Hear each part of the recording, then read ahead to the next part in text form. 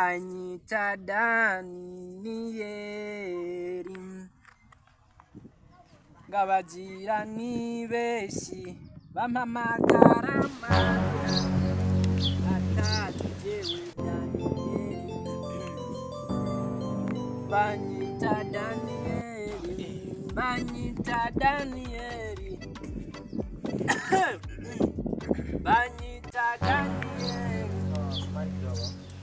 Habari kijana. Habari tugira hano mali. Mimi naulizia mtu ambaye anaitwa Samuel.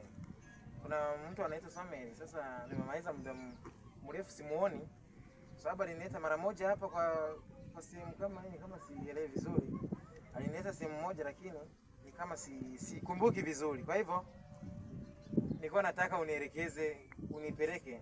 Niangalie kama unisaidie, yani niangalie kama naweza nikapaona hiyo mahali ambapo huyo Samuel alipo. Naomba nisaidie. Namhitaji sana. Amahari rero, amahari burya ugiye kuraba ibintu by'amahari hano nta nuko bikiba. Abantu nibagitukana, nibagishwana no rukurondera amahari yiki. Umusaidizi nawe umusaidizi mana yanje.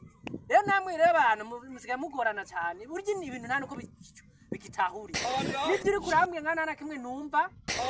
Ivyo by'amahari, amahari hano nta muntu agitukana. Bya aho rero none wifuta uturutsuza uvahe. Nasemaje? We umpiriza ngongo.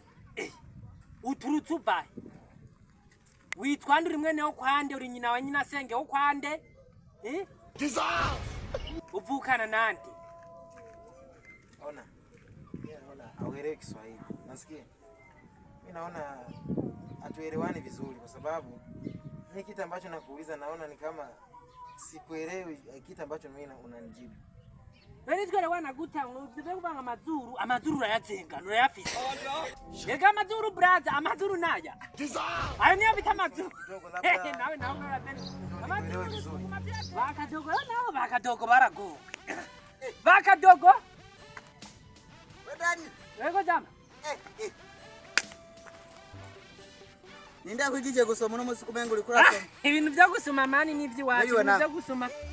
Nivyo wacu mani. Wa mukuru wasana kwigije.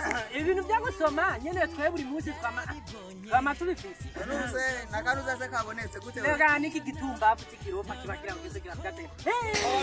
Ibizuru ikarambaza ibizuru nabivisi. Nibizuru. Mama. Jama nurabisi byabaranja nguri karondera ngo ibizuru. Ibizuru yani matazi byari byo na imwerese hase kubye. Jera abantu munananga. Hama rero turutse baye. Jewe. Anaembe kuri wa mugenzi hano, kuri wa mugenzi umwaheruka gutora umugore je bundi ngaha. Aho ni sawa je nani nibere ku gatabo. Ujana muri karongore mu ni sawa. Ona. Samani. Akuwa amasamani. None kumenga numwongere numuswahili nibiki. Aje Kiswahili. Rega niki kigugwa Mungu wewe wachembagara nani? Ati Kiswahili mimi najua tu kidogo kidogo tu kukusaidia. Okay, mimi naomba unisaidie kwa sababu naona yeye mwenzangu hatuelewani vizuri. Mimi nilikuwa naomba unipeleke. Nasikia. Nilikuwa naomba unipeleke kwa Samuel kama unapajua. Sawa. Huyu Samuel wa hapa. Kama unamjua sawa. Mimi nataka unipeleke nitakupea hata vipi. Samuel kwa sababu huyu amenikalisha sana. Wewe ni nani kwake? Wewe ni nani kwake kwa sababu? 50 mani ntangora. Tekereza nawe nyene. 50 wewe ndio gusagararanye nawe. 50 Hii niramanze nivugira nawe. None nzibe gute kandi wewe 50 brother, urana 50 je nta problem twono umbiriza. Icara we nawe, niki none?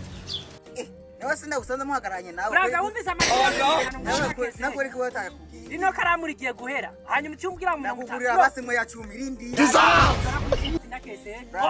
Urabona rero wewe mimi ndagupeleka tu. Ndaweza kukutwara, sawa? Brother acha tufanye, acha mimi nikuwaishe huko kwa sababu kuna mali na mimi na wahi huko. Walindira 50 manza yime.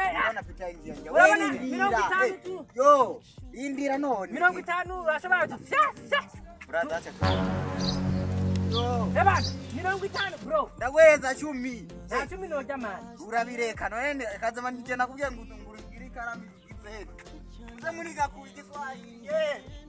Eburanyo. Bro urandi? Urangiye?